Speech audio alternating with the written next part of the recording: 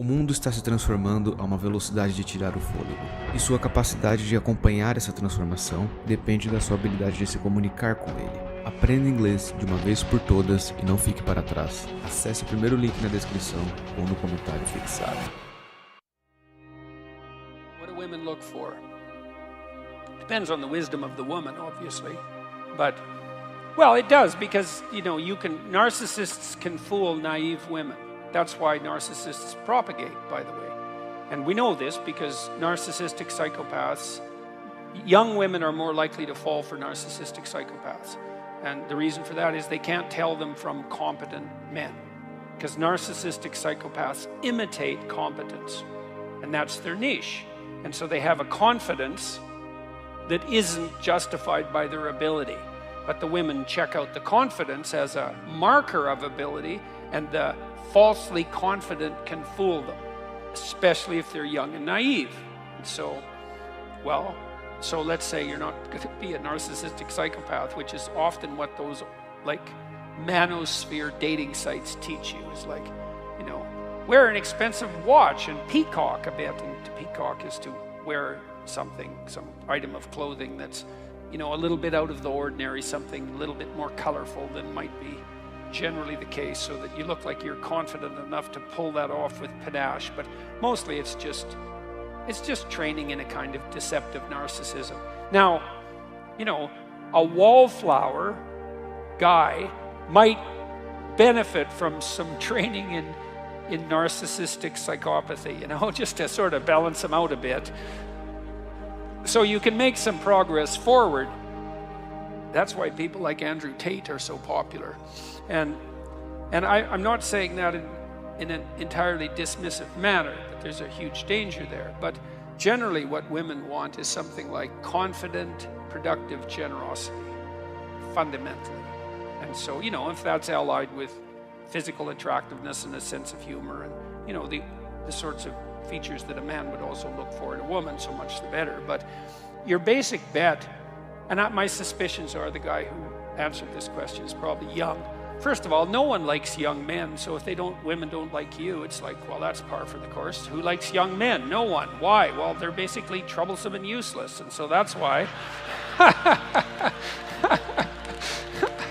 So cross-culturally, women like men who are about 4 years older than them. And the reason for that is, women are more vulnerable on the sexual front, and they have to make themselves even more vulnerable if they have children, especially when the children are infants. And so they're looking for guys who are competent enough to be able to take care of themselves, at least, and then have enough left over for a wife and a dependent child.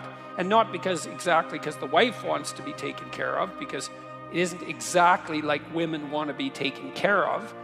It's more a reciprocal relationship. But if a woman has a dependent child, then both of them have to be taken care of, especially when the child's an infant. And so women tilt the scales toward assessment of men on the grounds of their competent generosity. And the reason, men might be annoyed about that, but I would say, well, if you were a woman, you'd do the same thing. And you know how I know that? It's because women are female humans. And so if you were a woman, you'd be just like a woman. So, because that's what a woman is, right? So you can't blame women. It's like, clue in there, buddy. If all women don't like you, it's you. And that's so annoying. It's especially if you're young, because most women aren't going to like you. And it is you. So you have to grow up. But then, you got to understand that if you make yourself competent and productive and generous and a little bit socially skilled and reasonably clean, eventually, you'll fool someone, and then and then, might take a few years, but generally it happens.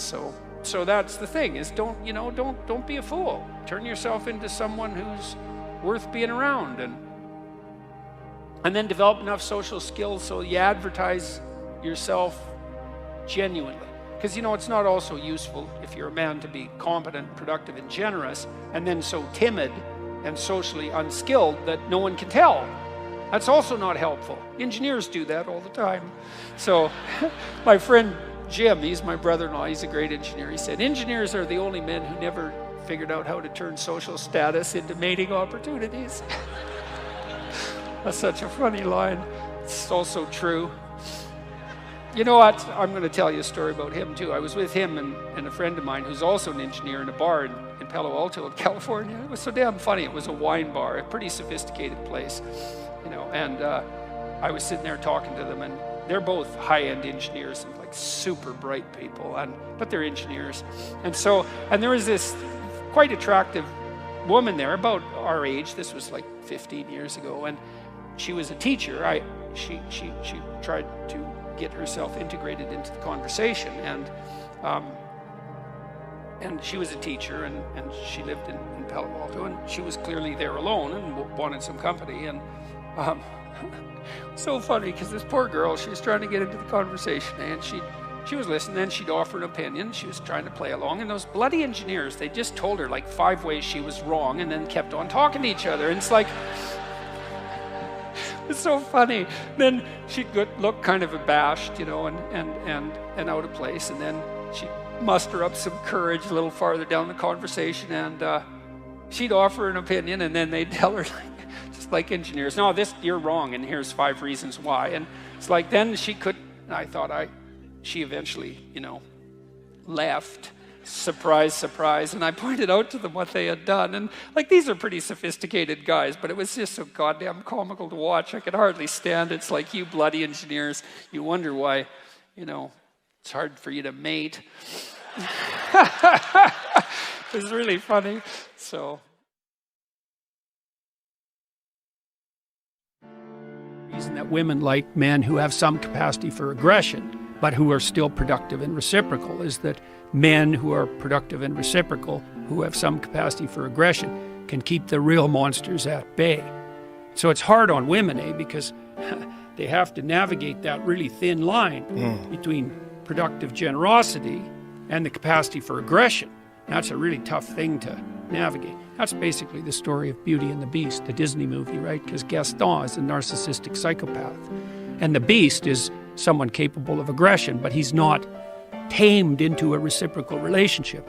It's also the basis of the most fundamental female pornographic fantasy. And the Google guys figured that out, 15 years ago, when they analyzed billions of sex fantasy searches by men and women. Men go for visual imagery, but women go for story. And the story's the same. It's, innocent young woman with a lot to offer, but kind of hidden, finds some male, 5 categories of men: vampire, werewolf, pirate, surgeon, billionaire.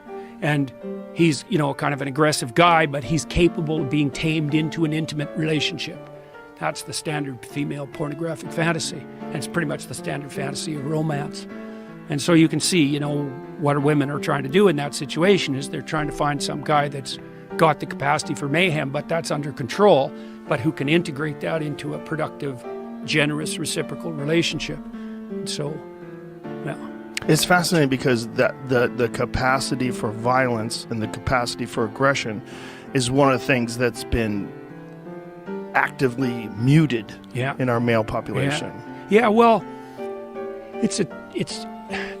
there's a bunch of reasons for that, and some of them turn into positive feedback loops, like there's sort of self-fulfilling prophecies. So there's a lot of women out there who've never had a positive relationship with any male in their life, right? And maybe not only not a positive relationship, but really a series of pretty negative relationships. And so women like that are very leery of any expression of male ability of any sort, because they can't distinguish productive competence from arbitrary power.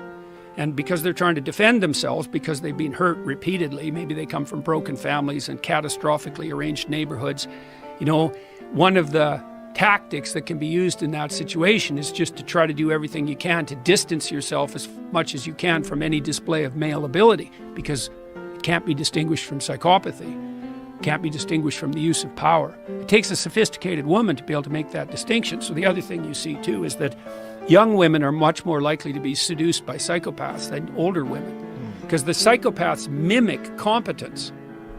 That's what a narcissist does too. They're confident, and women read confidence as a marker of competence and that's reasonable. But that opens up it opens up a space for exploitation, because if you can mimic confidence, that's false confidence, narcissistic false confidence, then you look competent, and that works particularly well on naive young women. And of course they get exploited by people like that, and they think, well, that's what men are like. Right.